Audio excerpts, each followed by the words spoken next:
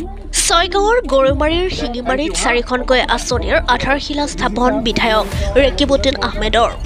গৰৈমাৰী উন্নয়ন খণ্ডৰ অধীনস্থ সমষ্টিৰ ভিত্তিত আদৰ্শ গাঁও হিচাপে বাছি লোৱা শিঙিমাৰী হাবি গাঁওখনত বিভিন্ন উন্নয়নমূলক কামৰ শুভাৰম্ভ কৰে বিধায়ক ৰেকিবুদ্দিন আহমেদ আৰু কামৰূপ জিলা আয়ুক্ত দেৱকুমাৰ মিশ্ৰই। প্ৰায় ৪৮ লাখ টকা ব্যয় সাপেক্ষে নিৰ্মাণ কৰিবলগীয়া শিঙিমাৰী হাবিৰ সমূহীয়া গৃহ চলাৰ ষ্ট্ৰীট লাইট, শিঙিমাৰী হাবি LP স্কুলৰ অতিৰিক্ত শ্ৰেণীকোঠা আৰু এখনি ফেডাৰ ব্লকৰ পথৰ আধাৰশিলা স্থাপন কৰে। এই গাম্ভীৰ্যপূৰ্ণ কাৰ্যসূচীত গৰৈমাৰী চক্ৰ বিষয়া সমীৰ চৌধুৰী, গৰৈমাৰী খণ্ড উন্নয়ন বিষয়া কবিতা চৰকাৰকে ধৰি কেইবাজনো চৰকাৰী বিষয়া উপস্থিত থাকে।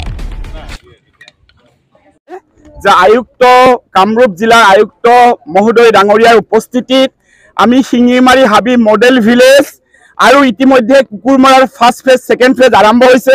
ছয়গাঁও সমষ্টিত আমাৰ কুকুৰমাৰা আৰু শিঙিমাৰী হাবি দুইখনকে মডেল ভিলেজ হিচাপে চিহ্নিত কৰা হৈছে।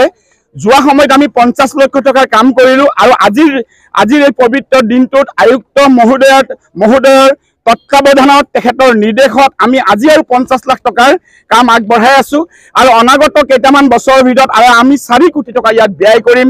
আৰু আপোনালোকৰ এটা বৃহৎ দাবী আছিল সন্মুখৰ ৰাস্তাটো গৰৈমাৰীলৈকে মুখ্যমন্ত্ৰী পকীপথ আঁচনিৰ জৰিয়তে আমি 10 কোটি টকা আবণ্টন কৰি ইতিমধ্যে কাম আৰম্ভ কৰিছোঁ।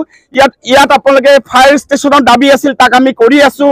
APDCL ষ্টেচনৰ দাবী আছিল, আমি ইতিমধ্যে কৰি আছোঁ। বিভিন্ন সংযোজনেৰে মথাউৰিত আপোনালোকে দেখা পাইছে 172 কোটি টকাৰ প্ৰজেক্ট শেষ কৰি আকৌ আমি 14 কোটি আকৌ 12 কোটি টকাৰ ইতিমধ্যে পকীপথ শেষ কৰি যোৱাকালি কেইটামান দিনৰ পৰা আচলপাৰাৰ গভীৰ অঞ্চলত আমি ইৰ'শ্যন প্ৰটেকশ্যনৰ কাম আৰম্ভ কৰিছোঁ।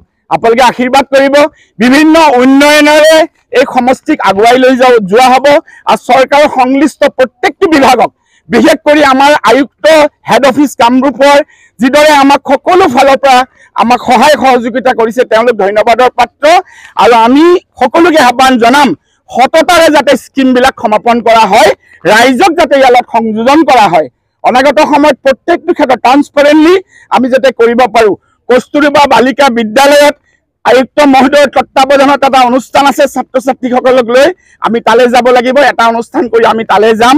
আপোনালোকৰ পৰা আমি সকলোৰে পৰা আশীৰ্বাদ বিচাৰিছোঁ। দ্য নিউজলেণ্ডছ, অবিৰত তথ্যানুসন্ধান, আপোনাৰ সেৱাত খবৰ সন্ধান। দ্য নিউজলেণ্ড।